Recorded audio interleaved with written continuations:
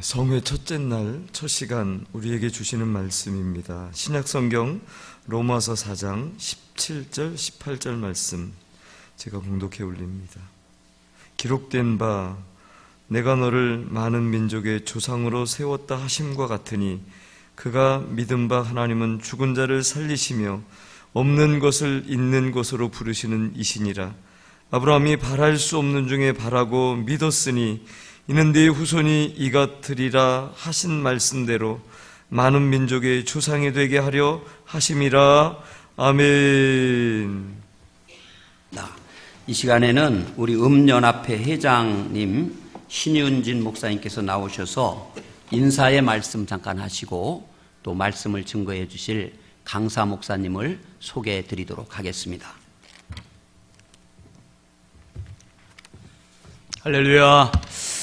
여러분 주의 이름으로 환영합니다. 특별히 우리 부여읍내 35개 교회 목사님, 또 장로님, 권사님, 또 안수 집사님, 집사님, 성도님들, 그리고 또 오늘 또 찬양해 주신 부여 장로교회 안내 헌금으로 봉사해 주신 부여 장로교회 모든 가족들 정말 환영하고 감사합니다.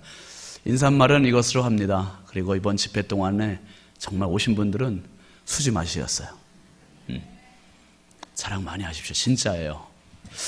하나님께서 사람에게 부어주시는 은혜가 참 많은데요, 어떤 사람에게는 한 가지 재능을 주시기도 하고 어떤 사람에게는 두 가지 재능을 주시기도 해요. 그런데 우리가 이번 집회에 모신 이강천 목사님에게는 하나님께서 참 너무 많은 은혜를 주신 것 같아요. 지성과 영성과 그리고 감성과 인성과 모든 걸 고르게, 제가 볼 때는 아주 너무 넘치게 부어주셨어요. 그래서 한 사람이 한쪽만 하다 보면 치우치기 쉬운데 우리 목사님은 지성이 너무 풍부하셔서 공부도 많이 하시고, 저희도 학교 다닐 때 서울신대 교수님을 또 역임하시고, 감성이 너무 풍부하셔가지고 지금은 또 시인이시고 사진작가세요. 모르셨어요? 아니, 세계적으로도 유명한데. 정말이에요. 정말 시인이시고 사진작가시고 영성이 너무너무 또 풍부하셔가지고 우리 성결교회 내에 바나바 훈련원이라는 목회자 훈련원을 세우시고 초대 원장으로 계시고, 그리고 또 하나님께서 내려놓아라 하시니까 그걸 과감하게 또 내려놓으셨고, 그리고 또 현지 목회 일선에서 목회도 밀양 성결교회 아주 역사가 있는 교회에서 목회하셨고, 영동중앙교회에서 또 목회하셨고, 그리고 그 유명한 국제전도폭발 한국 초대 본부장 하셨고요. 그것을 그치지 않으시고 또 행정의 달인이시라 총회본부에서 또 청빙을 해서 저희 교단 선교국장 역임하시고요. 그리고 목사님 인성과 영성이 너무 풍부하셔서 은퇴하신 이후에도 지금 한 주도 거르지 않고 집회가 계속 은퇴하신 이후에 이렇게 하실 수 있습니까, 여러분? 성가대만 대답해 보세요. 이게 가능해요? 참, 지금 국내에서뿐만 아니라 해외에서도 그렇게 목사님 모시려고 집회가 쇄도하고 있고, 특별히 무엇보다 중요한 거는 이강천 목사님께서 부여 출생이시라는 거. 이거는 우리가 잊어서는 안 되겠습니다. 너무나 중요한 우리 부여 은산 성결교회 출신이시고요. 특별히 오늘 주 기사께서 운전을 하시고 목사님은 보조 조수석에 앉아 오셨는데요. 주 기사님 어디 계세요? 목사님 말씀으로는 주 기사님, 사모님, 사모님 박수하겠습니다.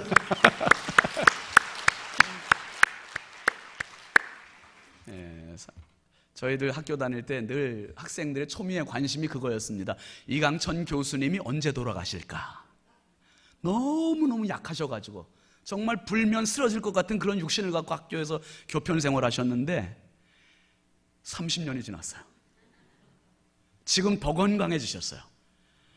여러분, 동시대에 이런 귀한 영적 거인과 같이 산다는 것은 축복 중에 축복입니다.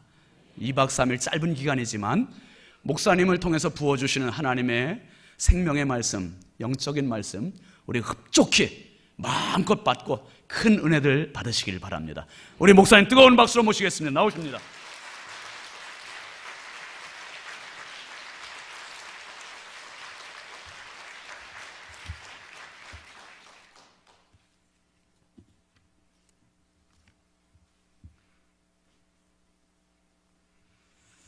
감사합니다.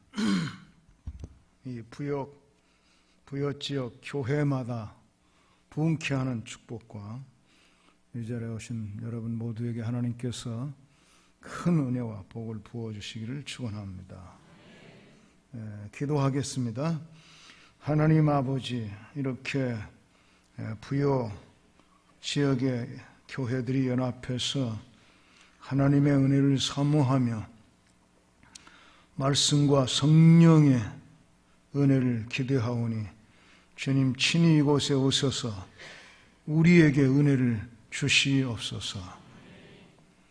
성령과 말씀으로 임하시고 우리를 만나주시고 만져주시고 말씀하여 주시고 영을 해방시켜 주시고 우리의 마음과 생각을 교정하여 주시고 또 우리의 병든 몸은 고쳐 주시옵소서. 오늘 주님께 나올 때 정성껏 예비하여 드리는 헌금을 주님이 인쳐서 영광 받으시옵시고 하늘문을 여시고 백배로 부어주시며 넉넉히 부어주사 누리게 하시고 또 주님의 거룩한 일을 위해서는 드리는 즐거움과 어려운 이웃을 위해서는 나누는 기쁨이 있게 하여 주시옵소서. 주님을 기대하며 예수님의 이름으로 기도합니다. 아멘.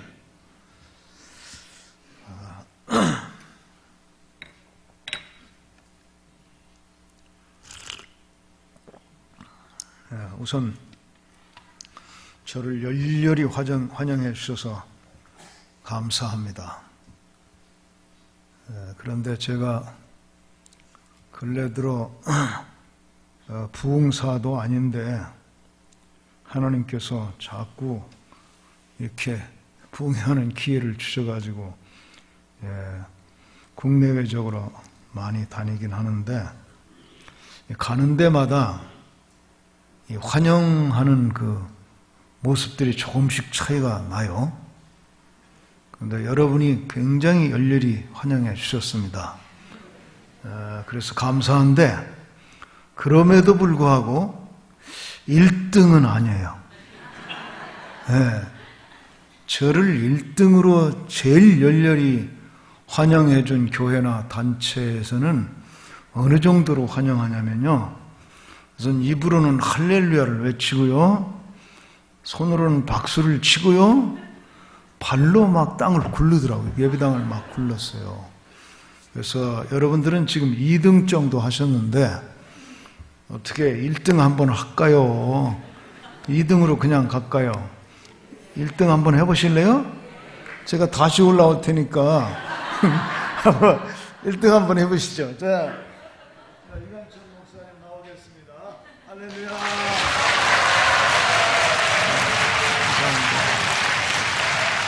감사합니다. 감사합니다. 1등입니다. 오늘 첫 저녁에 믿음의 지평이라는 주제로 말씀을 나누겠는데 우리가 다 믿음으로 사는 사람들 아닙니까? 그렇죠? 믿음으로 사는 사람들인데 오늘 이 밤에 이 말씀을 통해서 여러분과 저의 믿음이 한 단계 더 올라가고 깊어지고 뜨거워지고 확실해지는 그런 축복이 있기를 바랍니다. 오늘 말씀을 보면 일단 아브라함이 믿은 하나님에 대한 이야기가 주로 나옵니다. 아브라함이 믿은 하나님은 죽은 자를 살리시며 없는 것을 있는 것 같이 부르시는 것이다. 그래서 아브라함의 신앙을 예로 들어서 우리에게 믿음을 가르치는 그런 내용인데 이 말씀을 제가 해설도 하지만은 이 말씀이 제게 부딪혀 와서 나를 어떻게 믿음의 세계로 이끌어주고 축복이 되었는지 하는 그 내용도 간증도 하면서 이게 순서 왔다 갔다 하면서 할 테니까 여러분 잘 따라오시길 바랍니다. 제가 젊어서는요, 학문적으로, 교리적으로, 논리적으로 또 이 강해하면서 설교 잘 했거든요. 그런데 은퇴하고 나니까 그거 다 잊어버렸어요. 그래서 설교가 왔다 갔다 해요. 그 대신에 쉽고 알아듣기가 쉽고 또 기억도 오래 남을 수 있는 그런 이야기식으로 이제 전개가 될 것입니다. 아브라함이 믿은 바 하나님은 첫 번째로 죽은 자를 살리는 하나님이라고 기록되어 있습니다. 이게 무슨 말입니까? 죽었어도 살릴 수 있는 하나님이다, 그런 뜻이죠. 그러니까 전능하신 하나님이라 그 말입니다. 여러분, 전능하신 하나님을 정말 믿으십니까? 이 전능한 하나님을 아버지로 믿고 살 때에 우리는 얼마나 든든하고 또 한계를 지어놓지 않고 살 수 있고 어떤 경우라도 절망하지 않는 믿음으로 살 수가 있습니다. 저는 이 말씀을 언제 어떻게 처음 은혜를 받았냐면, 제가 이 부여군 은산면 경돈리 상둔 두덕구리라고 하는 깊은 시골 동네에 6.25 때 피난 와가지고 살았습니다. 그래서 이제 충청도 사람으로 완전히 자라났는데, 이 피난 와서 살다 보니까 먹을 것이 부족해서 늘 굶주리며 컸습니다.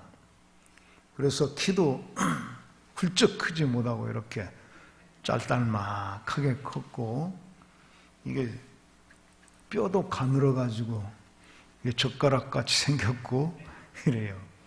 그런데다가 먹다 못 먹다 하다 보니까 위장병이 생기고, 그리고 그 다음에는 이제 폐결핵이 생기고, 그 다음에는 심장병이 생겨가지고 정상적인 속도로 걸으면 1km만 걸어도 심장이 감당이 안 돼가지고 허옇게 돼서 쓰러지고, 이런 아주 절망적으로 환자가 되어갔는데 점점 더 나빠지고 있었죠. 그리고 제가 초등학교는 졸업했습니다. 근데 중학교를 가지 못했습니다. 여러분, 아주 미안하지만 초딩 설교를 오늘 들어야 되겠습니다. 중학교 가지 못했고, 그리고 저희 아버지께서는 인생을 포기한 사람처럼 매일 술 취해가지고 오시고, 어머니와 싸우고, 분이 안 풀리면 자식들 두들겨 패고, 그래서 저는 많이 맞으면서 자라나다 보니까 이게 삶의 정황이 아주 절망적이고 저주스럽고, 어디 긍정적이고 희망적인 거 보기 어려운 그런 환경에서 자라나고 있다가, 제가 15살 때 전도를 받았고 16살 때 예수님을 만나는 체험을 하고, 그리고 이제 신자가 됐습니다.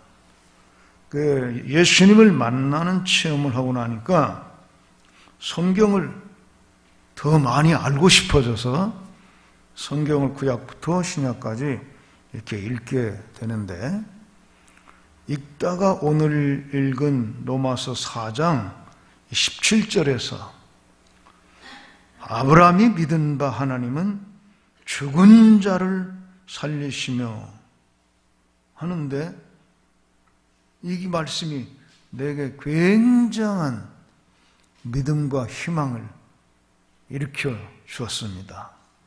왜냐하면 위장병, 또 폐결핵, 심장병 걸려가지고 이 점점 더 나빠지고, 그대로 놔두면 뻔히 보이는 게 점점 죽어가는 것밖에 안 보이잖아요. 위장병, 폐도 장이니까 폐장병, 심장병 3가지만 걸렸었어요. 근데 이대로 계속 약해지다 보면 자꾸 늘어나자고 해요. 지금 3개까지 늘어났잖아요. 늘어났으니까 이제 내장이란 거 다 상할 수 있죠. 그 다음에 간장병, 고추장병, 된장병 이렇게 다 늘어날 거 아니에요. 이렇게 늘어나다 보면은 내게 남은 건 뭐요? 죽는 것밖에 안 보이는 거예요. 일종의 절망적인 상황이죠. 그런데 그때 전도를 받았고 그때 예수님을 만났고 그리고 이 말씀을 읽는데 죽은 자를 살리시는 하나님이다. 그러니까 희망이 생기는 거예요. 죽은 자도 살리는 전능하신 하나님인데 내가 지금 죽어가고 있지만 죽은 자도 살리는 하나님인데 그 죽은 자도 살리는 전능한 하나님이 나의 아버지가 되고 나는 그분의 아들이 되었는데 내가 뭐 절망할 게 있나? 죽은 자도 살리는데 아직 안 죽은 이 아들 하나 살리는 거 하나님 앞에 뭐가 문제야? 그렇죠? 그러니까 그때부터 이 희망이 살아 올라오는 거야. 나는 하나님 앞에 살 거야. 죽지 않고 살 거야. 이 병들 다 고침받고 살 거야. 그렇게 믿음이 생겼고 희망이 생겼어요. 근데 그 믿음대로 아직도 살고 있잖아요. 그죠? 그때 이 말씀이 내게 와서 믿어지지 않았으면 여전히 절망 가운데 있었을 수도 있죠. 그런데 이 말씀이 나를 살려놨어요. 죽은 자도 살리는 하나님. 그러니까 내게 희망이 팍 솟잖아요. 나 같은 거 살리는 건 이건 더 쉬운 거 아니야? 죽은 자도 살리는데. 그죠? 맞죠?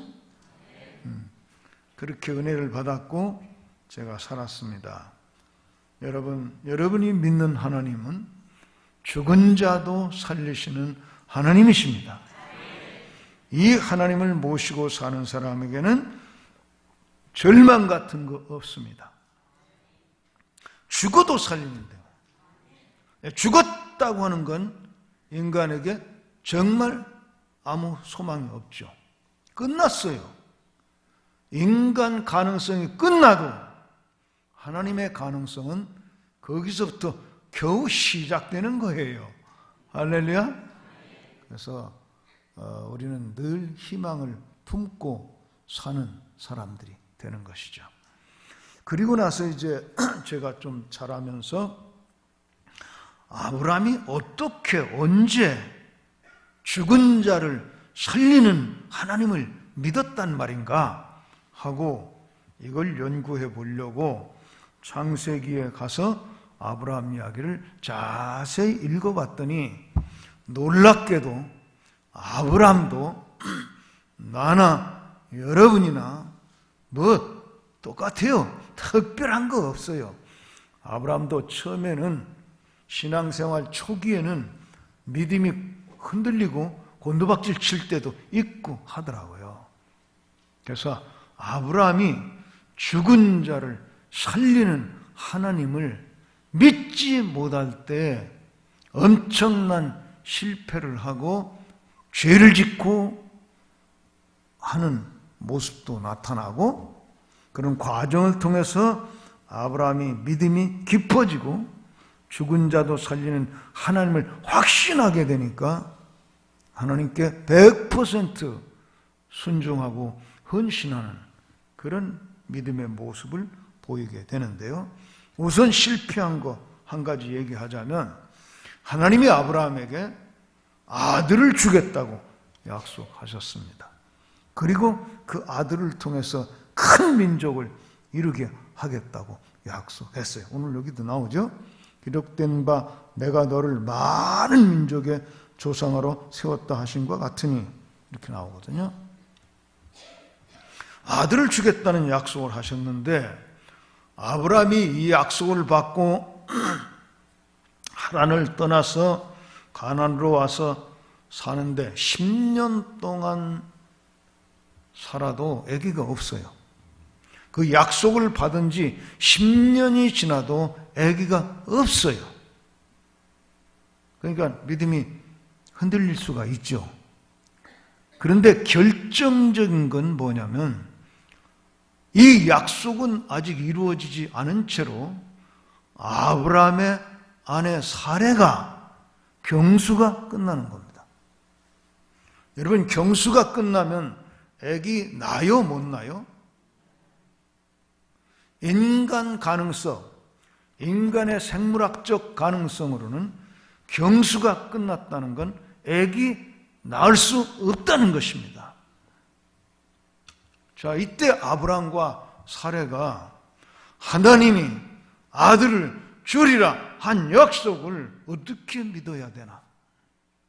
경수가 끝나버렸어. 그러니까 그때 이 사레의 믿음이 흔들리고 아브라함의 믿음도 흔들리고 하는 가운데 인간적인 수단을 동원하다가 죄 가운데 빠지고 맙니다. 아마 그랬을 것 같아요. 여보, 나는 끝났어. 경수가 죽어버렸다고. 나는 아기를 낳을 수가 없어요. 하나님께서 당신에게 아들을 주리라 약속한 것은 뭐 이루어지긴 하겠지만 내 나는 틀렸거든. 그러니까 나를 통해서 아들을 낳는 일은 불가능한 것이니까 우리 집에 식모로, 가정부로 일하고 있는 하갈이라는 젊은 여인을 당신 방에, 내 가슴도 쓰리긴 하지만 당신 방에 들여보낼 테니까 아들을 낳으라고. 이래가지고 아브라함이 하갈을 통해서 이스마엘이라는 아들을 낳았습니다. 잘한 거죠? 예. 믿음이 흔들릴 때에 이 죄에 빠지는 거예요. 믿음이 흔들릴 때에 죄에 빠져요. 우선 하나님 안 믿는 죄, 그게 죄고, 그 다음에 하나님을 믿지 못하게 되고 안 하게 되니까 인간의 수단 방법을 동원하는데 이 부도덕한 방법까지 동원한단 말이야. 그래서 아브라함과 사레가 믿음에 실패를 하게 된 것이죠. 만약에 아브라함과 사레가 죽은 자도 살리는 하나님을 그때 믿었다고 하면 이런 죄를 지을 필요도 없고 불신앙에 떨어질 이유가 없죠. 경수가 끝났다고 그게 무슨 상관이에요? 죽은 자도 살리는 하나님인데 죽어버린 경수, 말라버린 경수, 그거 살려내는 게 뭐가 어려워? 그렇죠? 그렇게 믿어야 되는 거예요. 근데 그게 안 믿어졌어. 여러분이 믿음이라는 게요, 여러분도 다 경험하시지만 믿음은 굉장히 쉬워요. 그리고 어떻게 보면 또 굉장히 어려워요. 하나님 믿는다는 게 쉽고도 어렵고 어렵고도 또 쉬운 거예요. 쉽게 믿으면 그냥 아주 쉬운 건데 어려우려면 한없이 어려워요. 안 믿어지니까. 경수 끝났어. 나는 애기 낳기는 틀렸어. 그러니까 하나님 안 보이는 거예요. 죽은 자도 살리는 전능하신 하나님이 안 보여. 안 믿어져. 어려워 이렇게. 나는 여러분에게 축복합니다. 오늘 이후로 여러분이 하나님을 믿는 믿음이 쉬워지기를 축복합니다. 그냥 믿으면 될 거 가지고. 실패를 한번 했죠. 실패한 이야기에 이 사례가 경수가 끝났다 하는 이야기 하다 보니까 제가 하나 생각나는데요. 제가 여러 해 전에 남미 볼리비아에 가서 거기서 일하는 한국 선교사들을 위한 선교사 수련회를 인도하게 됐는데 거기도 아주 짧은 2박 3일이었어요. 짧은 기간 수련을 인도하게 됐는데 그때 성령님께서 정말 얼마나 뜨겁게 역사하시는지 많은 은혜들을 받았어요. 선교사님들이 이제 갈등하고 막 서로 싸우고 등지고 말도 안 하고 지내는 팀들이 이렇게 이 사람하고 이 사람하고 말 안 하고 지내고 또 이 사람하고 이 사람하고 안 하고 지내고 이런 팀이 몇 있었던 모양이야.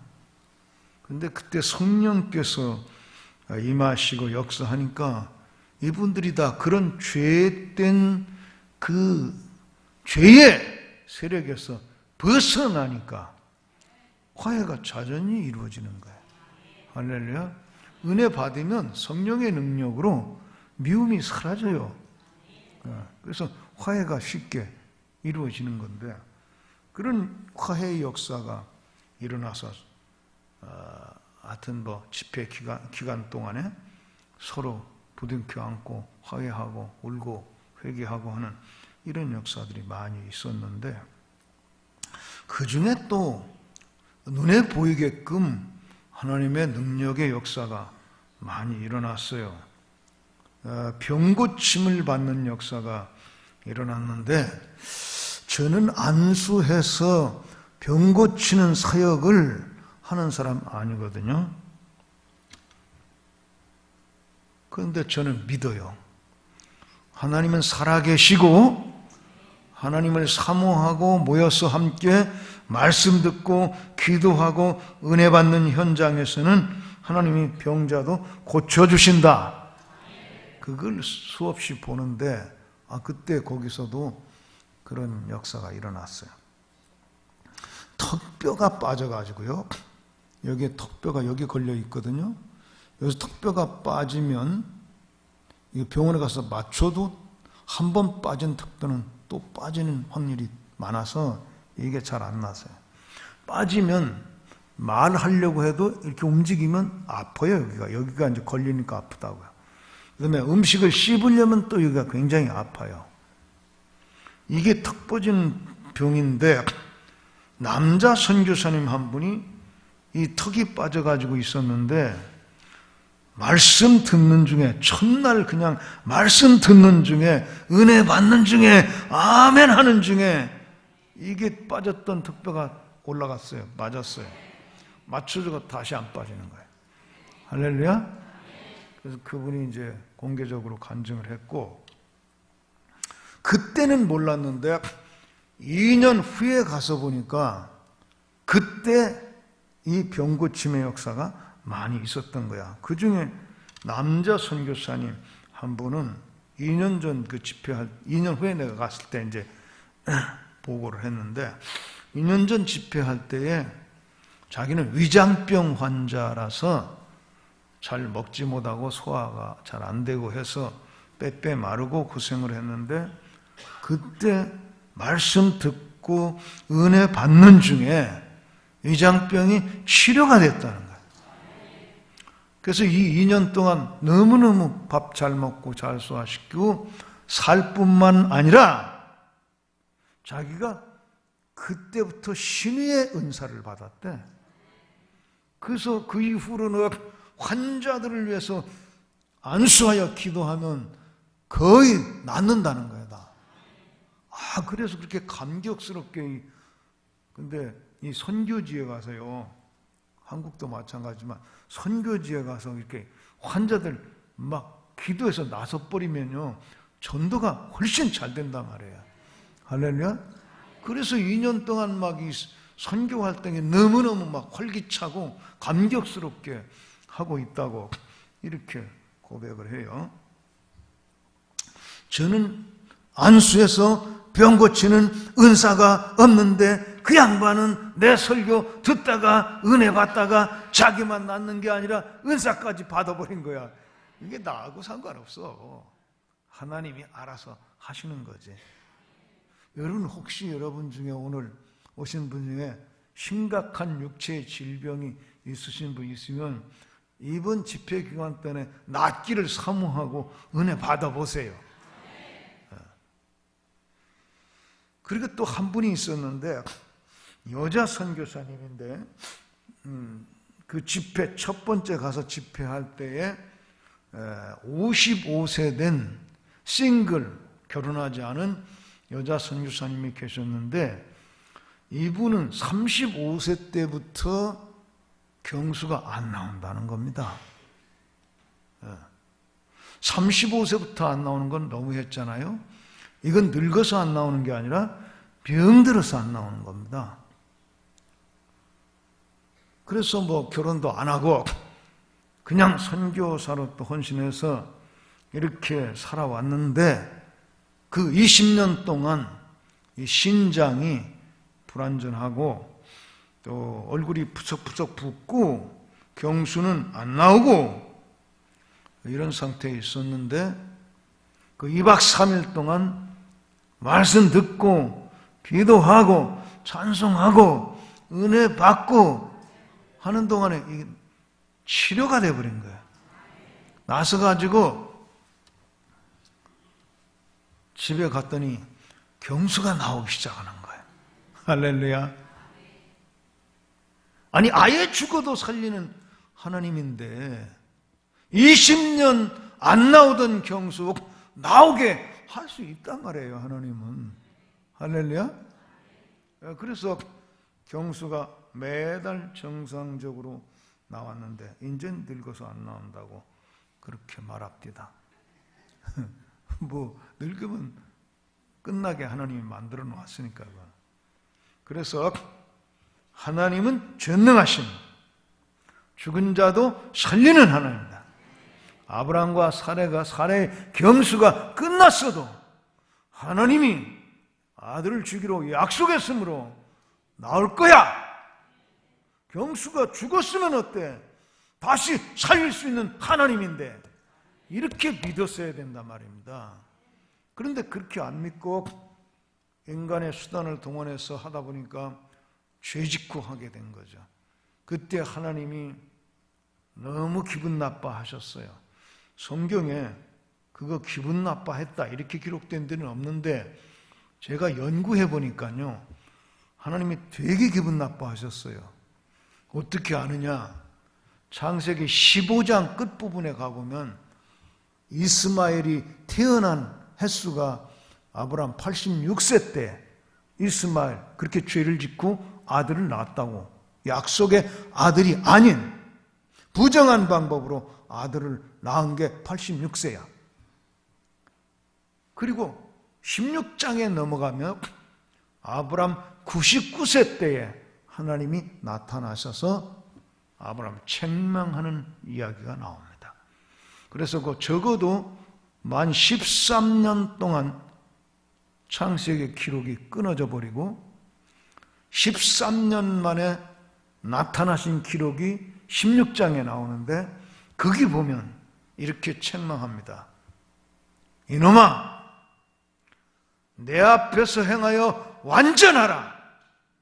나는 전능한 하나님이다.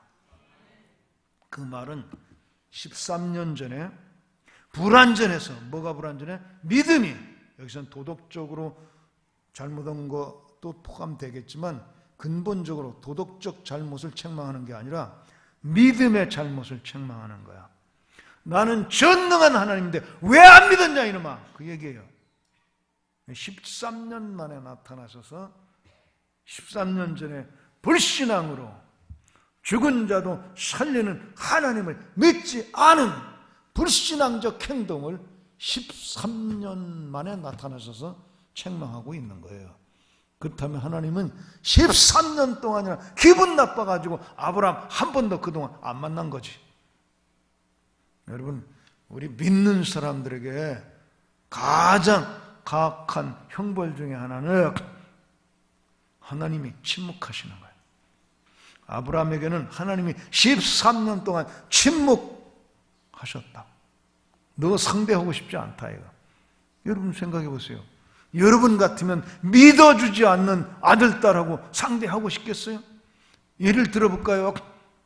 어떤 가난한 집안의 아들이 지금 고등학교 다니는데 학교 갔다 오더니 근심스러운 얼굴로 아버지한테 말합니다. 아버지, 내가 고등학교 졸업하면 대학 갈 수 있을까?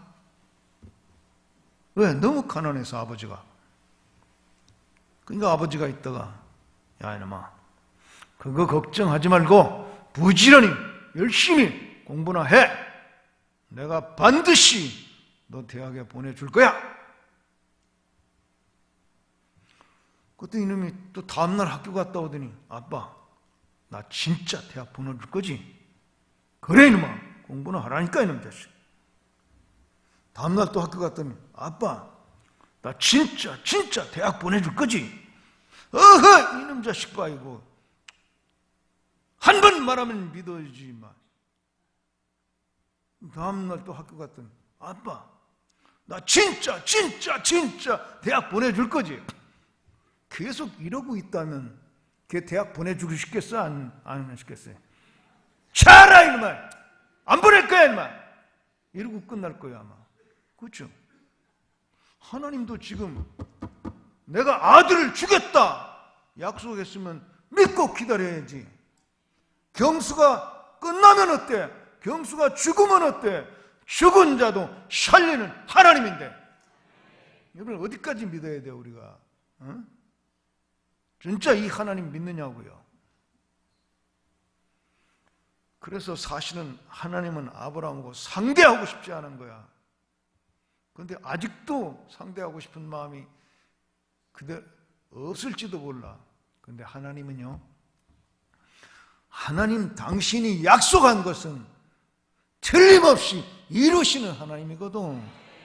아브라함이 실패했어도 하나님이 전능하신 하나님이 약속한 거라서 아들을 주기로 했으니까 줘야 될. 그래서 하나님이 나타나신 거예요. 이놈아 내년 이맘때 경수가 죽어 있다는 네 아내를 통해서 아들이 태어날 거야. 그렇게 말씀하시죠. 그리고 1년 후에 진짜 자기 아내 경수가 끝나버린 아내의 경수가 다시 살고 임신하고 1년 후에 태어났어. 그를 이삭이라고 불렀죠.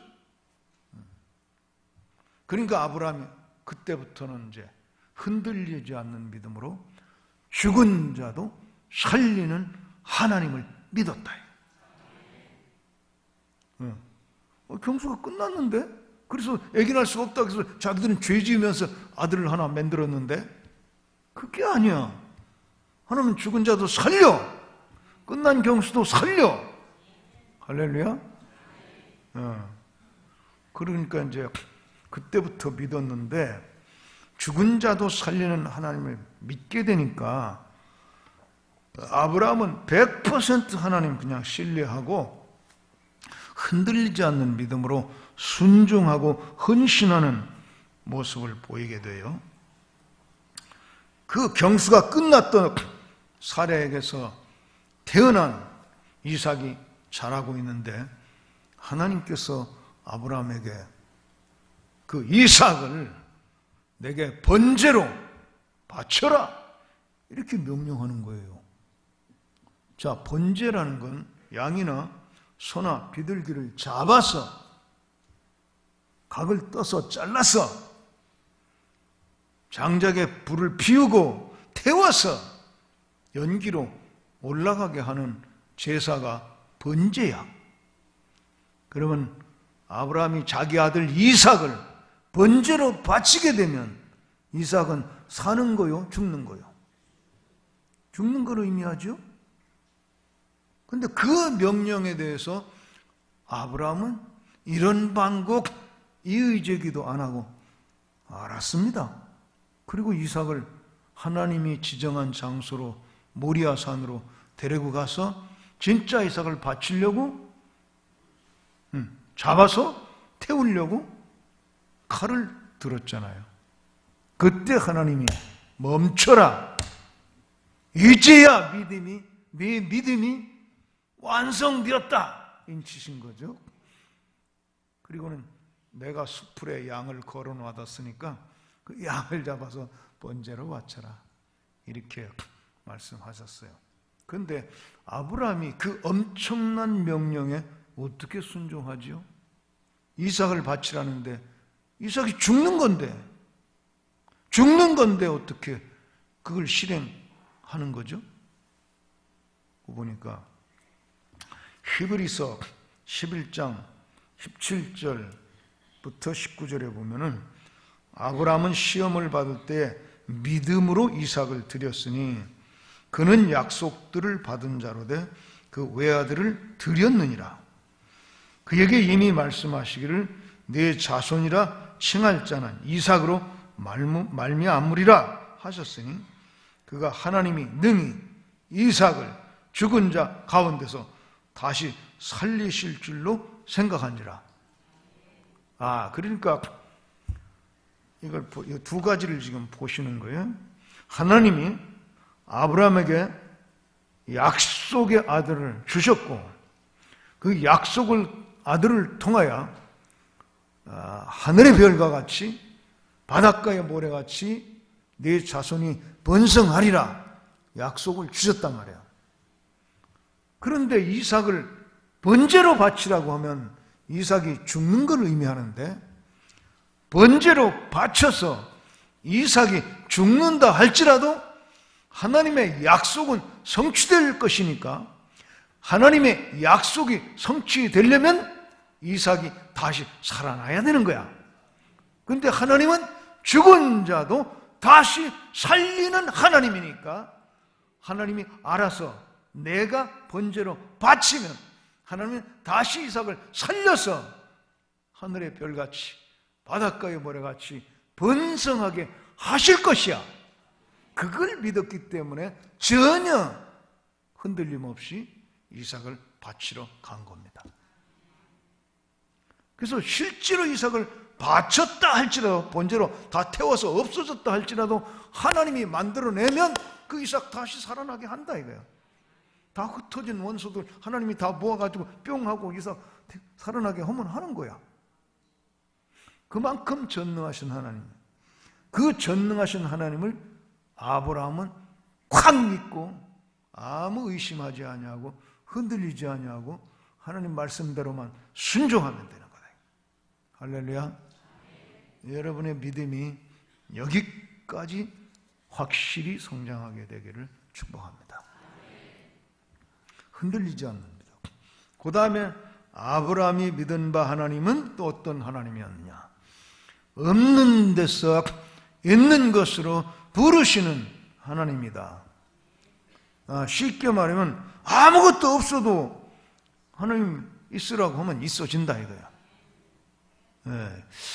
이 현대인들은 이렇게 쉽게 설명하면 잘 못 알아들어. 공부를 너무 많이 해가지고 어렵게 얘기해 알아듣는 것 같아. 무에서 유를 창조하시는 하나님이란 말이에요.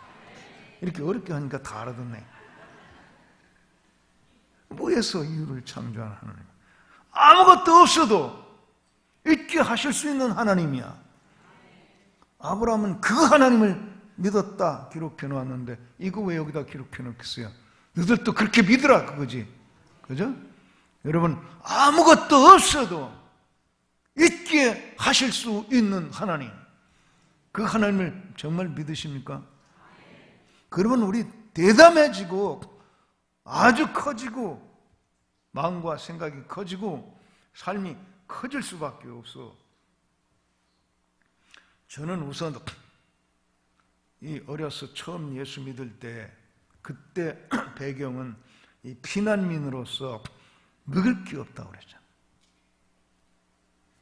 또 중학교 못 갔다고 그랬잖아.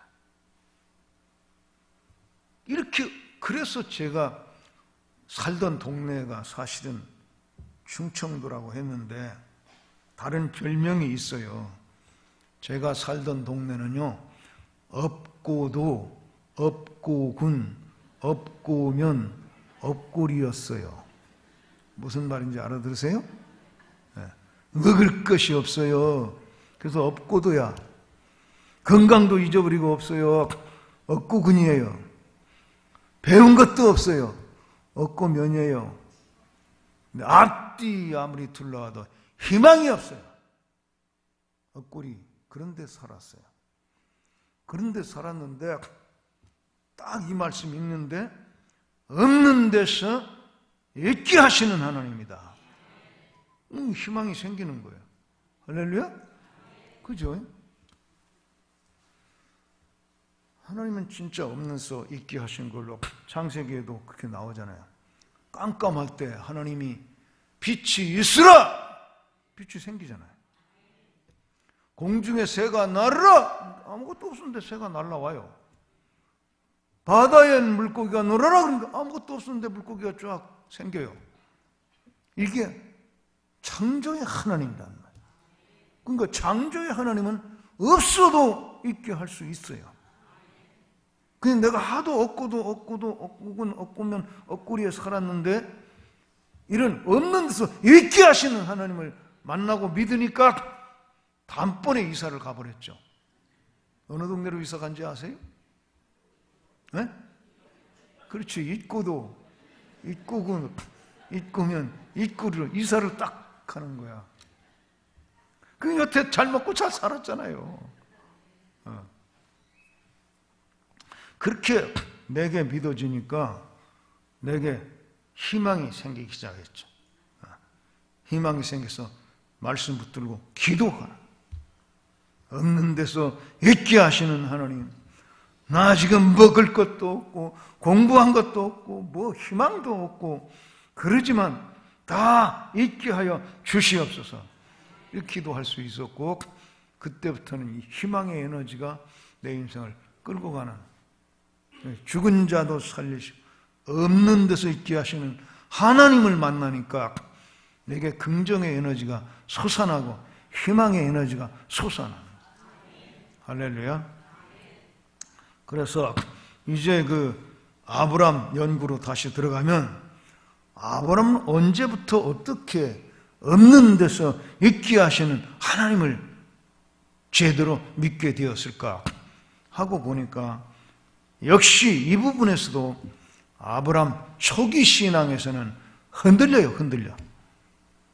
대표적으로 흔들린 게 뭐냐면, 하나님께서 오직 내 말만 믿고 내가 가르쳐 줄 땅, 보여줄 땅, 지시할 땅으로 가라 해서 아멘하고, 그때 그 믿음의 결단은 대단한 믿음이야.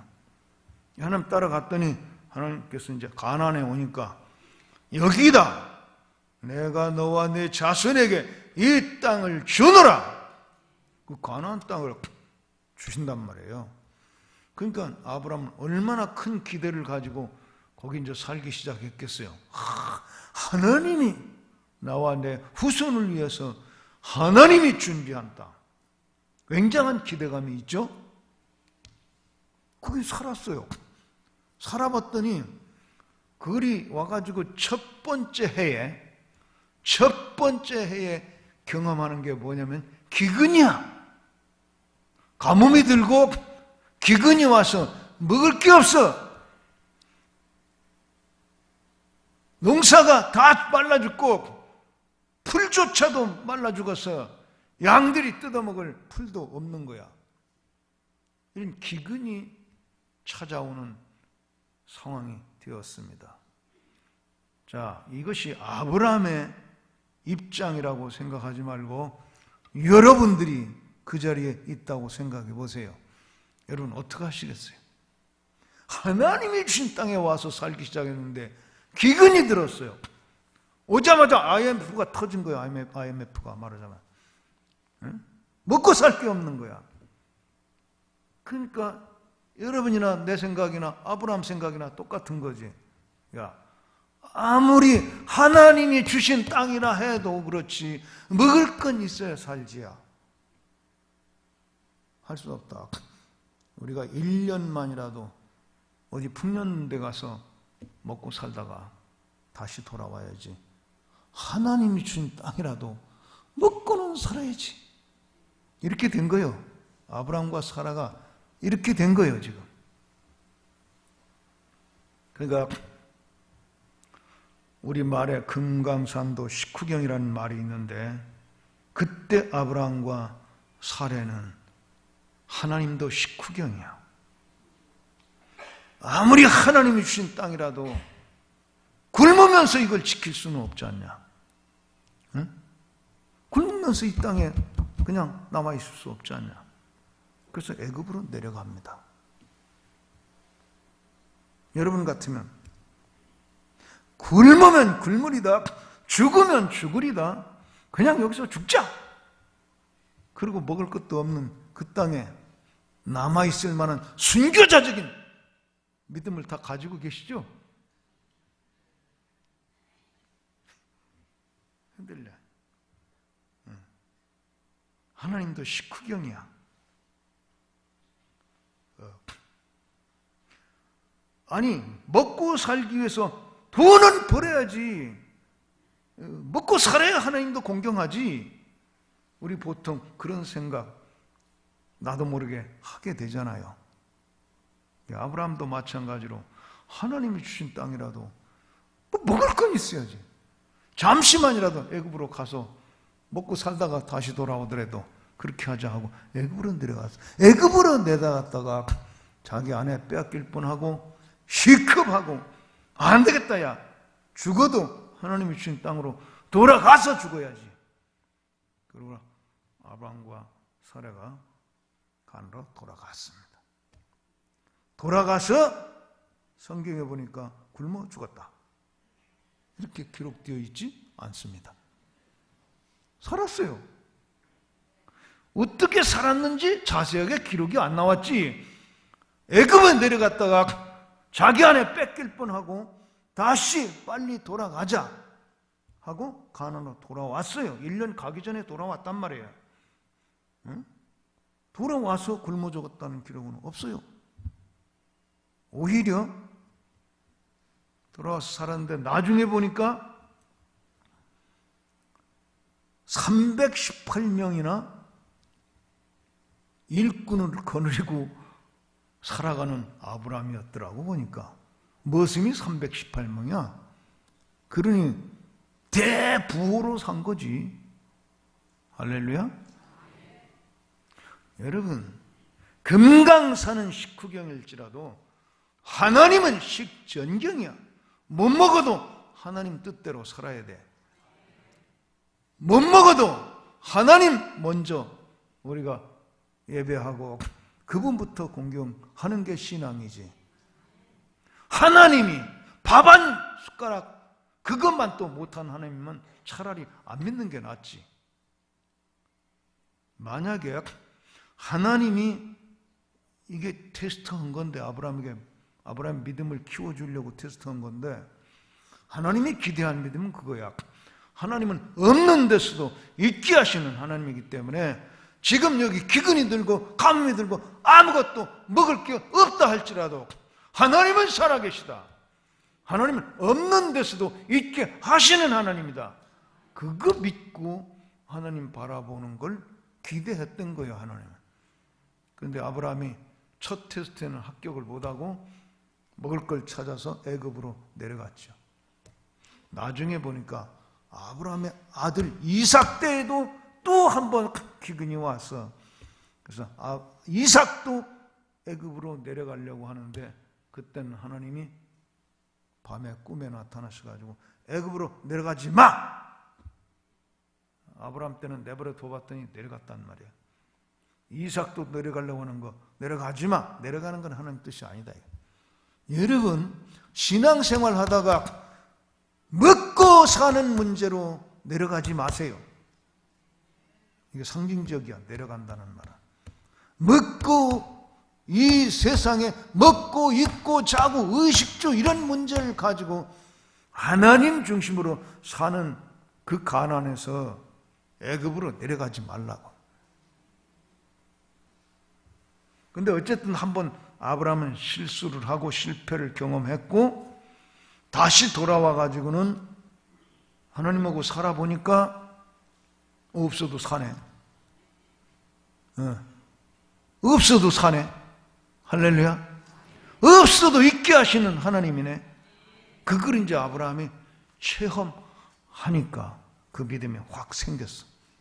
그 믿음이 생기니까 그 후에 아브라함 인생이 어떻게 되느냐, 아주 대범해지고 커집니다.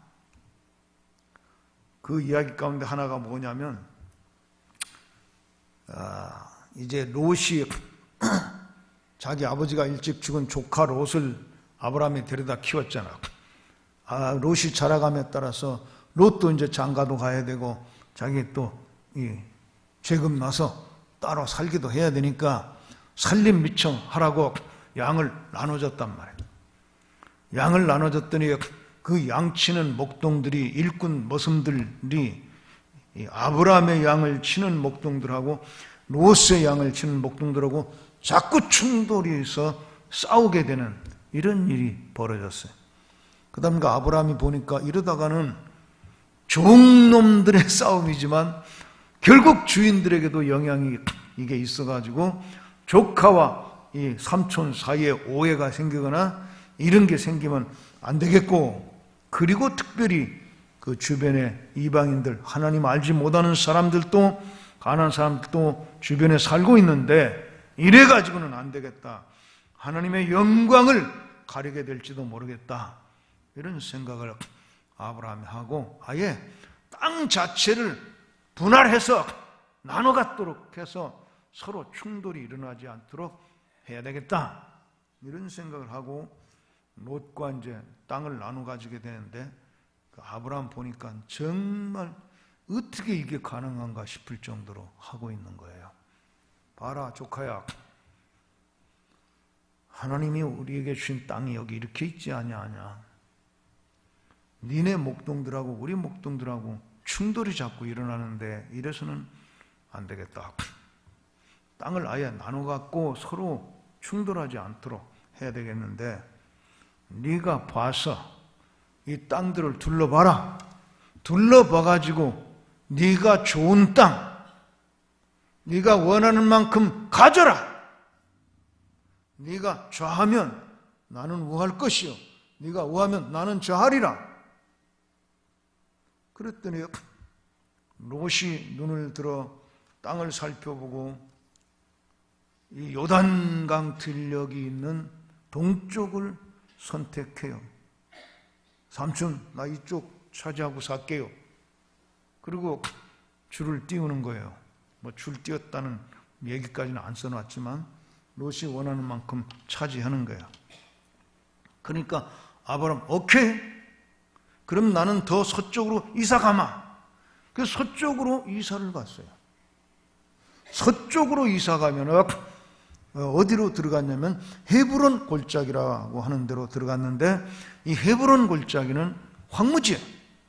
물이 있는 골짜기가 아니고 물도 흐르지 않는 황무지 골짜기인데 그리로 더 이사를 들어가 버렸어. 자, 그러면 롯이 부자로 잘 살게 될까요? 아브라함이 부자로 잘 살게 될까요? 우리가 일반적인 상식으로는 당연히 롯이 비옥한 땅을 차지해 버렸기 때문에 거기가 잘 살게 되죠. 그렇습니다. 그런데 아브라함은 그걸 다 내준 거예요. 이게 어떻게 가능한 건가요? 여러분, 이건 단순한 아브라함의 미덕 정도로만 생각할 일이 아니라 내가 그 입장에 가면 어떻게 되는가 대입해 보란 말이에요. 아브라함이 뭘 가지고 그렇게 다 내줄 수 있었는가?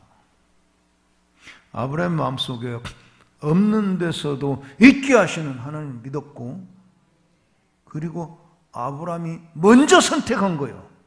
뭘 먼저 선택해요? 나는 땅을 선택하는 것이 아니라 하나님을 선택하는 것이다. 하나님의 영광을 위하여 분쟁은 일어나서는 안 된다. 그래서 분쟁을 하지 않고 넉넉하게 서로 사랑하며 살려면 조카에게 마음껏 차지하도록 다 내줘야 되겠다. 아브라함은 하나님을 선택하고 땅은 있어도 없어도 내 인생은 땅에 근거하지 않는다는 거예요. 하나님에게 뿌리를 두고 살고 하나님은 없어도 있게 하시는 하나님이야. 그러므로 하나님의 영광을 먼저 선택하여 땅을 롯에게 다 양보해 버려도 나는 산다. 그런 확신이 있는 거야. 여러분, 그런 확신이 있으십니까? 하나님의 영광을 위하여 내 것 다 내놓아도 내가 다 양보해도, 내가 다 손해보아도 나는 하나님과 함께 산다. 그런 믿음이 정말 되냐고요. 이거 간단한 게 아니야. 그래서 믿음은 쉽고 어렵고 그래. 어려우려고 들으면 이게 믿어져요 정말? 그렇게 할 수 있어요 우리가? 그런데 아브라함은 없는 데서 있게 하시는 하나님이 내 하나님이고 나는 그 하나님의 영광을 먼저 생각하고 내가 양보하고 내가 희생하고 내가 주어버리자 이렇게 한 거예요. 할렐루야. 그래서 아브라함이 더 황무지 쪽으로 헤브론 골짜기로 이사를 가면서 좋은 땅 다 내줘버렸단 말이에요. 그런데 어떻게 되죠? 여러분, 롯이 잘 살게 됐어요 물론. 그런데요, 그 땅에 전쟁이 일어나는 거예요. 왜 전쟁이 일어나요? 좋은 땅이니까 서로 차지하려고 전쟁이 일어나지. 아브라함이 있는 땅은 전쟁 없어요. 왜? 황무지니까 서로. 요즘은 황무지에도 무슨 광물이 많이 숨어 있을 수 있으니까 싸우는데 옛날엔 그런 거 안 와. 황무지 이거 쓸모없는 땅이니까 싸움이 없죠. 전쟁. 그래서 롯이 부자로 잘 살았으나 하나님이 보장해 주지 않으면 헛거다 이거야. 전쟁이 일어나가지고 다 뺏기고 자기까지 포로 되어 잡혀가 버리는 거야. 근데 그때 아브라함은 자기가 거느리고 있는 일꾼들 318명을 무장시켜가지고 그 아브라함 318명 거느리고 살 만큼 그렇게 부자가 된 거예요. 부자 됐다 이런 표현 안 썼어도 318명이나 일꾼을 데리고 살았으니 이거 부자 아니야? 에? 그 옛날에 그 황무지에서 어떻게 그렇게 부자가 됐을까? 설명이 안 나와 있어. 그런데 지금 전체적으로 제가 창세기를 연구해 보니까 아브라함의 믿음을 하나님이 축복한 거죠.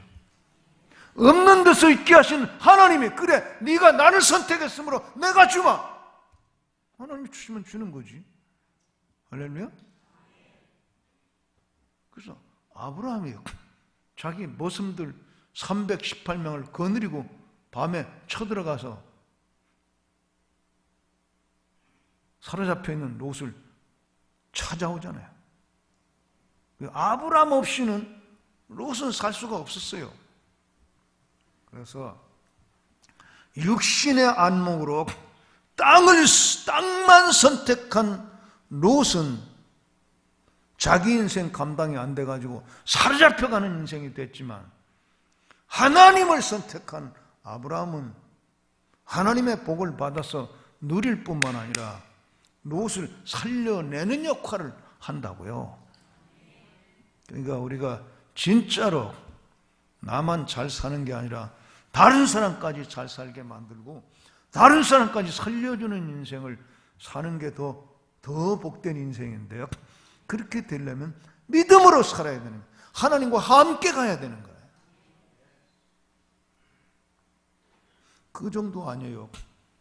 다시 찾아다가 롯 재기할 수 있도록 아브라함이 도와준 거 아니야.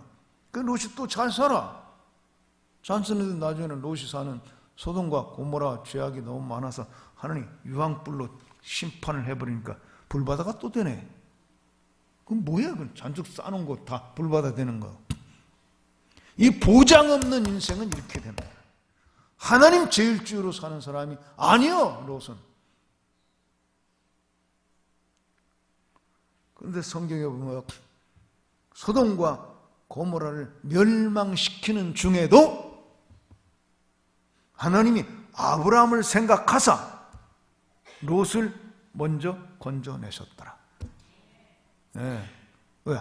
아브라함 마음 아파할까봐 조카 롯이 거기서 타 죽어버리면 아브라함이 마음이 아파할까봐 하나님이 롯을 먼저 건져내오게 하고 불을 던졌다 그거야. 그러니까 롯은 아브라함 없이는 못 살아. 아브라함은 자기 인생을 살 뿐만 아니라 다른 사람 인생까지도 받쳐주면서 살아. 할렐루야. 그러니까 하나님을 선택한 아브라함의 삶이 자기 자신이 복받고 다른 사람까지 복되게 하는 이 놀라운 인생을 살게 된 거예요. 이게 믿음으로 사는 거예요. 할렐루야.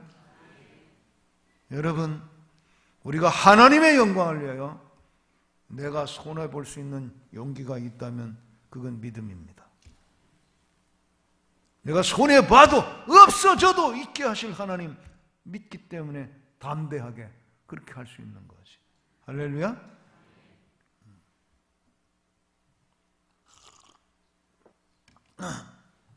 저는 그 단계까지는 가보지도 못했고 그런 인생 경험이 없긴 한데 우선 없는 데서 있게 하시는 이 하나님이 제 삶 속에는 많이 체험이 되고 있었죠.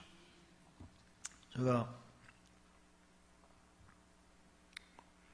미국 유학을 가게 되는데 미국 유학 가기 전에 제가 신학교 다니면서 이제 목사 될 준비를 하는데 하나님께서 물론 내 마음속에 이 세계 비전을 주셨어요.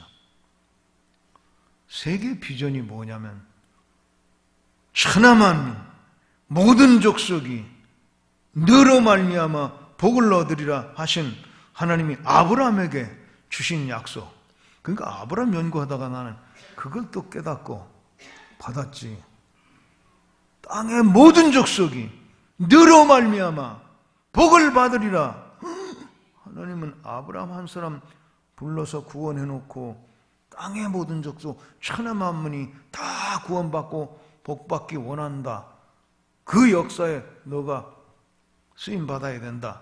아브라함에게 그거 말씀하신 건데 그 말씀을 읽다가 내가 깨닫고 그러면 나도 하나님 앞에 세계적으로 천하 만민 모든 족속 구원을 위하여 내가 쓰임 받아야 되는구나.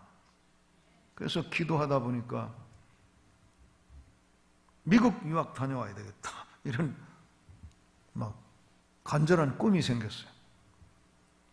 여러분, 그 당시에 제가 신학교 공부하면서도 저는 굶주리고 살았어요. 먹을 게 없어요. 공부하는 대학 다니는 동안에도 먹을 게 없어서 자주 굶어요. 그런데 미국 유학 가겠다고 꿈을 꿔요.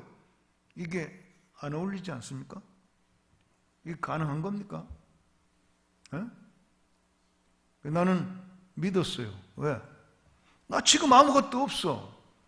미국 유학은커녕 지금 여기 이 대학도 정말 끝까지 졸업할런지 돈 없어. 지금 먹지도 못해서 굶어. 그렇지만 내가 깨달은 건 하나님이 천하 만민 모든 족속 다 구원받고 복받게 하는 역사에 헌신하기를 원하신다는 하나님의 마음이야. 그럼 그 마음 품고 가야지. 꿈을 꿔야지. 세계적으로 일할 거야. 나는 세계적으로 일을 하려면 세계적으로 준비해야 돼.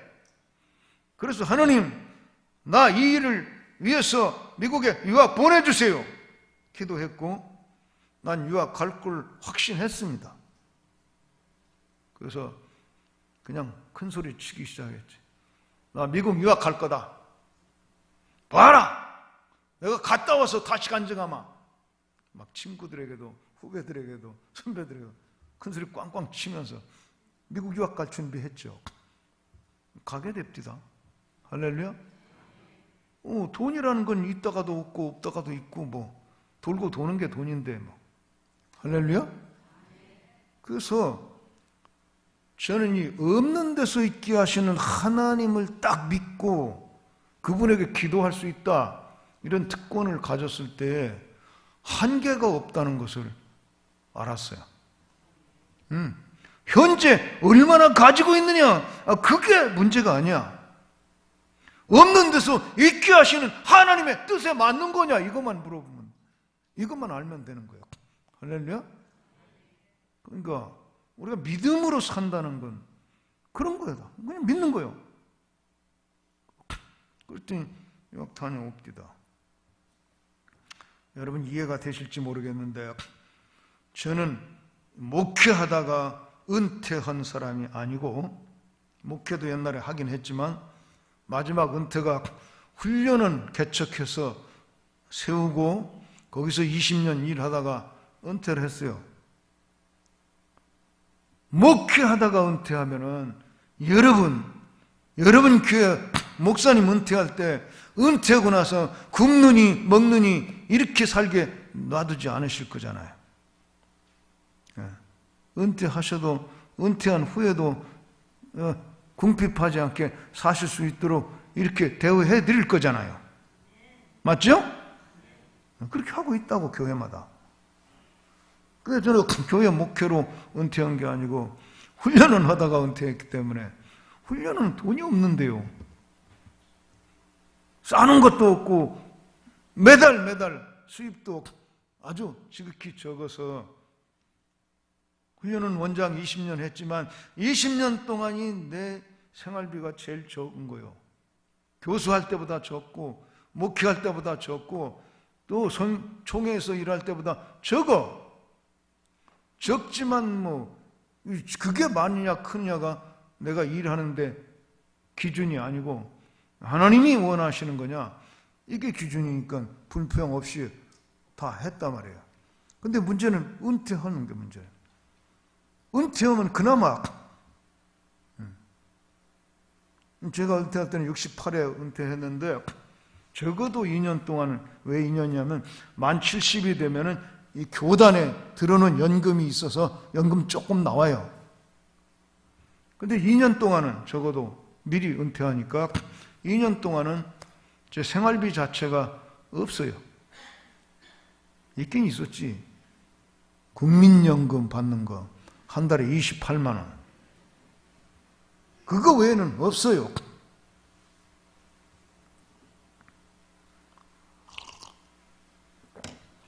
하나님께 물어봤어요.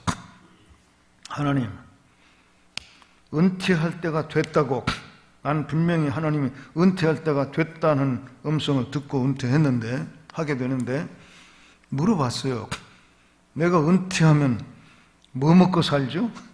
하나님께 물어봤죠. 나도 사람인지라 현실을 전혀 생각도 안 하고 살 수는 없잖아요. 그래서 여쭤봤더니 뭐라고 하나님이 대답하셨을 것 같아요? 뭐 오래 생각해요. 그분 대답 뻔해요. 무엇을 먹을까? 무엇을 입을까? 무엇을 마실까? 염려하지 말라. 그거 뻔히 나오잖아요. 너 지금까지는 그거 안 믿어도 살았지. 여러분 그거 안 믿어도 살아 지금. 다 월급 받고 있으면. 그죠?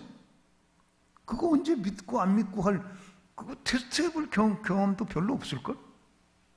다 월급 딱딱 나오는 그런 생활을 하고 있으면 그 말씀 내가 믿는 건지 안 믿는 건지 모르잖아 지금. 너 지금까지는 그거 안 믿어도 살았지. 이제 한번 믿어볼래? 그러시더라고.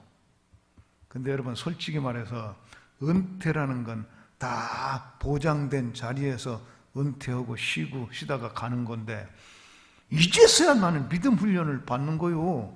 그거 한번 믿어볼래? 은퇴하고 그거 믿어볼래? 그래서 내가 알았습니다. 걱정이 안 돼요. 왜? 그렇게 말씀하셨고 없는 데서도 있게 하시는 하나님인데 뭐가 그렇게 걱정이 돼요? 하나님 다 알아서 하시는 거지. 그 염려 안 하기로 했어요. 안 하기로 했는데 그 2년 동안 말이죠. 연금 28만 원 받아가지고 2년 동안 사는데 그 2년 동안에 제가 선교지를 돌아다니면서 일을 하게 됐는데요. 선교지 일을 하게 됐는데요. 그 선교지 오고 가고 한 그거 다 계산하니까 2년 동안에 우리 부부가 지구를 4바퀴 정도 돌았더라고요. 그 항공료가 얼마나 들었겠어요?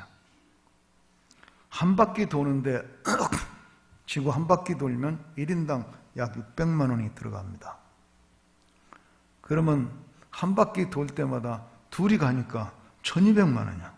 네 바퀴 돌으면 4800만 원, 5천만 원이 2년 동안에 항공료로 들어갈 정도로 이렇게 일을 했어요. 그게 어떻게 가능하지? 근데 여러분, 더 말이 안 되는 거는 선교지에 갈 때는 나를 초청하더라도 항공료 주거나 강사를 주는 일이 없다는 겁니다.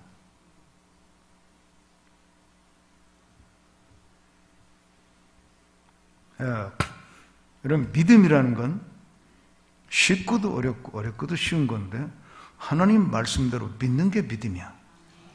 믿음인데 근데 여러분에게 지금 질문하고 싶은 거예요. 내가 은퇴한다고 소문나니까 여기저기 선교지에서 와서 집회해주고 세미나 해주고 가르쳐주고 도와주고 가라는 거예요. 근데 내가 이미 말한 것처럼 선교지에서 오라는 거는 강사를 주면서 오라는 게 아니야. 항공료 주면서 오라는 게 아니야. 선교지에 갈 때는 오히려 자비랑일 뿐만 아니라 내가 돈을 가져가서 도와주면서 해야 되는 게 이게 선교지야.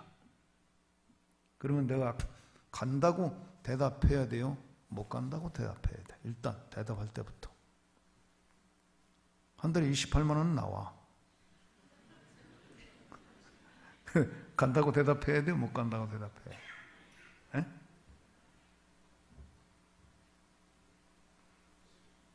나는 인간적인 가능성 안에서만 얘기한다면 미안해. 나 은퇴해서 지금 국민연금 28만 원 밖에 받는 게 없어. 거기 항공료 만들 수가 없기 때문에 못 가. 이렇게 대답하는 게 그게 정상입니다. 근데 나는 그동안에 하나님과 함께 사는 역사가 약 하나님과 55년 사는 동안에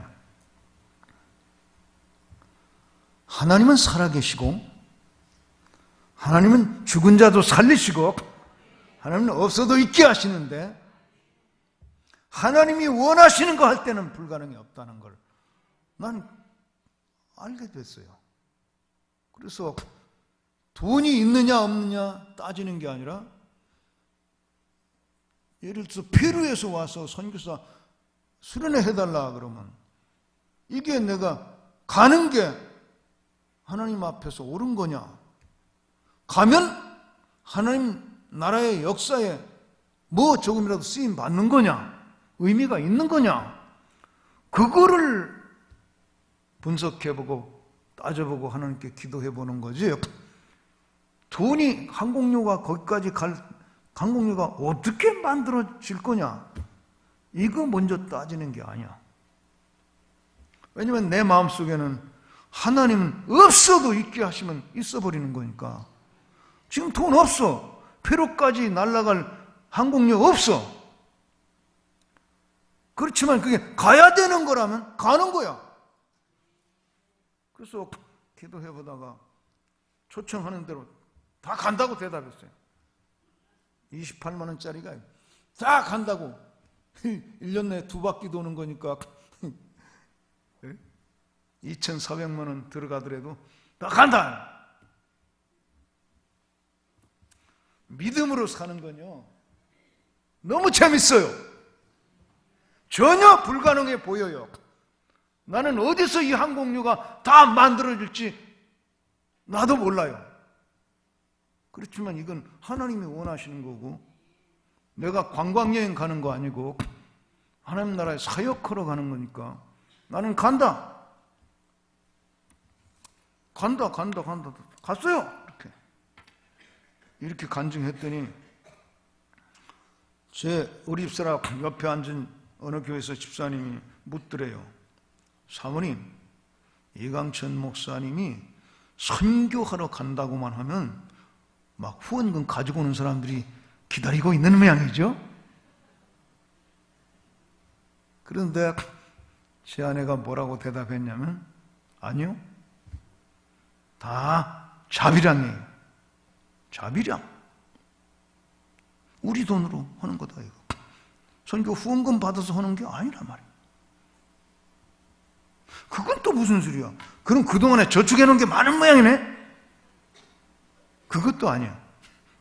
그럼 뭐요? 내일 저녁에 밝혀드리겠습니다. 내가 오늘 증거하는 거, 하나님은 없어도 있게 하신단 말이야. 여러분 혹시 뭐 사업이 잘 안 돼가지고 지금 뭐 넘어질 지경이다, 부도날 지경이다, 그래서 막 근심 걱정하는 분 계십니까? 걱정하지 마세요. 하나님 없는 데서도 있게 하신 하나님이야. 그 하나님 붙들고 기도하시라고.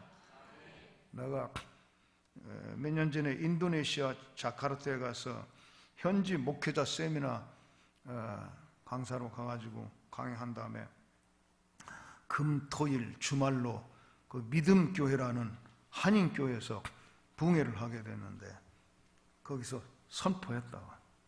하나님은 없는 데서도 있게 하시는 하나님이니까 여러분에게 절망은 없습니다.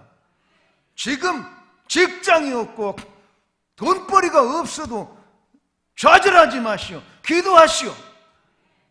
이 다 있게 하실 하나님이요. 하나님은 우습게 여기지 말라고 막 이렇게 선포를 했단 말이야. 그리고 왔는데 일주일 만에 그 담임 목사님 내게 이메일을 보냈어요. 목사님이 오셔서 말씀에 근거해서 선포한 모든 축복이 우리 교회에 그대로 지금 나타나고 있다고. 그러면서 하는 말이 누구 어떤 사람은 무슨 병이 났었고 뭐 병 났은 얘기도 또 나오고 그래요. 저는 몰라요. 저는 그냥 설교하고 선포하고 기도할 뿐이지 내가 능력으로 어떻게 하는 거니까 여러분 날 쳐다볼 건 없어. 그래도 설교 들을 때는 쳐다봐야지. 내가 어떻게 고쳐줄까? 이강천 목사가 내 병 고쳐줄까? 기대하지 말라고. 나는 그런 은사 없어. 나는 그런 은사 없지만 하나님은 그 능력이 있어. 그래서 그런 보고가 오면서 또 하나 온 게 뭐냐면 바로 그 교회에 이 회사가 어려워서 구조조정하는 바람에 실직당한 집사님이 계셨다 이거야. 실직당한 집사님이 계셨는데 이번 성회를 통해서 믿음이 왔다는 거예요. 믿음이. 없는 데서도 있게 하시는 하나님, 당신의 자녀들을 책임지시는 하나님, 하나님에 대한 믿음이 딱 오니까 근심 걱정 싹 사라지고 그 다음 날부터 새벽 기도에 나와가지고 하나님 나를 사랑하시고 아들 삼아주신 하나님 감사합니다. 빌립보서 4장 6절에 보면은 아무것도 염려하지 말고 오직 모든 일에 기도와 간구로 감사함으로 너희 아뢰할 것을 하나님께 아뢰라. 할렐루야. 그래서 이 사람 입에서 이제 이 감사로 하나님께 기도하기 시작한 거야. 하나님, 내가 지금까지 실직당해가지고 뭘 먹고 사나 걱정 때문에 근심, 걱정, 염려, 맨날 불안, 초조, 스트레스 이게 살아온 것을 회개합니다. 나는 아버지를 믿음으로 평강을 얻습니다. 하나님, 내 직장 어딘가에 또 마련해 놓으셨지요? 바로 그거 만나게 해주세요. 그렇게 감사함으로 기도했는데 일주일이 채 안 돼서 다른 회사에 인터뷰하고 바로 다음 날부터 출근하게 됐다. 할렐루야. 네, 걱정하지 마. 이 세상에 하나님을 믿고 산다는 것은 너무너무 신나는 일이야. 안 될 게 없어. 선한 일, 거룩한 일, 하나님이 허락하는 일, 하나님 뜻 안에 있는 일이 다 이루어지는 거야. 할렐루야. 그러므로 여러분 믿음이 확 자라서 없어도 있게 하신 하나님 믿고 하면 우리 지금 가진 것 없어도 선한 일 더 많이 할 수 있잖아요. 그죠? 네, 이 얘기할 때 생각나는 게 있는데 우리 집사람이 이런 얘기를 하더라고요. 제가 은퇴하고 나서 28만 원 가지고 이렇게 살았다고 그랬는데 제 아내는 한술 더 떠요. 나는 그거 모르고 살았는데 제가 얼마 안 되는 그 훈련을 내서 얼마 안 되는 생활비를 이제 갖다가 줬단 말이에요. 그런데 이 양반은요 가만히 내다보니까 이강천 목사가 아무런 대책도 없이 은퇴할 것 같더라는 거예요. 그렇죠. 미리 저축해놓은 것도 없고 뭐 깔아놓은 것도 없고 아무것도 없죠. 대책 없이 은퇴할 거기 때문에 내가 준비를 해야 되겠다. 그리고 준비를 하는데 어떻게 준비? 적금 들고? 보험 들고? 그거 준비한 게 아니야. 생활비 하나도 없이 사라지는지 실험해 본 거야. 그래가지고 생활비 갖다 준 걸 도로 건축금으로 선교금으로 다 들여버렸어. 3년 동안. 근데 사라진 거야. 난 그것도 모르고 살았어 그냥. 할렐루야. 그러니까 내가 대책 없이 은퇴한다 그러니까 하라고. 나 대책 다 해놨다고. 대책이 뭐냐 했더니 없어도 사는 대책. 없어도 하나님과 함께 살면 산다. 그 대책을 해놨다는 거야. 할렐루야. 그래서 내 믿음으로 이렇게 된 줄 알았더니 제 아내 믿음으로 이렇게 우리가 잘 살고 있어요. 할렐루야. 그러니까 여러분 이제 여기 성경 다시 돌아가서 여기 아브라함이 믿은 하나님은 한 가지 뭐냐면 말씀대로 약속대로 이루시는 하나님. 말씀대로 약속대로 이루시는 하나님. 그러면 그 약속이 뭐냐고요? 성경은 약속의 책이야. 구약, 신약 다 약속이야. 구약은 뭐 한약이고 신약은 양약이고 그런 게 아니라 구약은 오래전에 주신 약속, 신약은 새로 주신 약속. 다 약속이라는 거야. 성경은 약속이라는 거야. 그럼 성경을 우리가 읽다가 딱 깨달아지고 믿어지면 그 약속은 내 거야. 그대로 이루어지는 거야. 할렐루야. 그러므로 우리가 하나님을 믿을 때 첫째는 죽은 자도 살리는 전능하신 하나님, 없어도 있게 하시는 창조의 하나님, 하나님이 약속하신 것은 반드시 이루시는 신실하신 하나님. 그 하나님을 아브라함이 믿고 살았기 때문에 이렇게 대담하고 큰일을 하면서 남 살리면서 하나님 뜻 이루면서 살게 되었다는 거야. 할렐루야. 여러분 그런 하나님 믿으시고 좀 크다란 가치 있는 삶으로 더 용감하게 나아갈 수 있기를 축복합니다. 이 믿음 가지면 안 될 일이 없어요. 쪼그려 오그라들 이유가 없어요. 불가능하다 미리부터 쳐놓고 살 거 없어요. 우리가 날개를 펴고 날아갈 수 있어요. 믿음의 날개를 펴고 날아갈 수 있어요. 어디로? 하늘로, 하나님의 세계로. 할렐루야. 오늘 이 믿음이 여러분에게 아주 확실해지는 그런 축복이 있기를 바랍니다. 성경에 보니까 예수님의 제자들이 종종 예수님에게 그런 얘기를 했어요. 우리에게 믿음을 더하소서 이렇게 했을 때도 있고, 우리의 믿음 없는 것을 불쌍히 여기소서, 우리의 믿음 없는 것을 도와주소서 이렇게 부르짖은 경우가 있어요. 오늘 하나님께 우리의 믿음을 도와주소서, 믿음을 더 크게 갖게 해주소서, 아예 믿음의 은사가 임하게 하소서. 그래서 성경에 나온 하나님의 말씀은 그냥 다 믿어지는 역사. 이게 쉽게 믿어져야 돼. 이게 뭐 하나님하고 믿고 하나님하고 함께 사는 건 너무너무 재밌는 건데 이렇게, 그죠? 얼마든지 한계가 없어요. 한계가. 그래서 이 믿음의 축복이 오늘 밤 여러분 모두에게 임하기를 축원하면서, 자, 주여 한번 부르짖고 믿음의 은사를 달라고 오늘 밤에는 부르짖어 보시기 바랍니다. 자, 주여 한번 부르짖고 통성으로 열심히 기도하고 사회자는 나오셔서 다음 진행하시길 바랍니다. 주여 한번 부릅니다.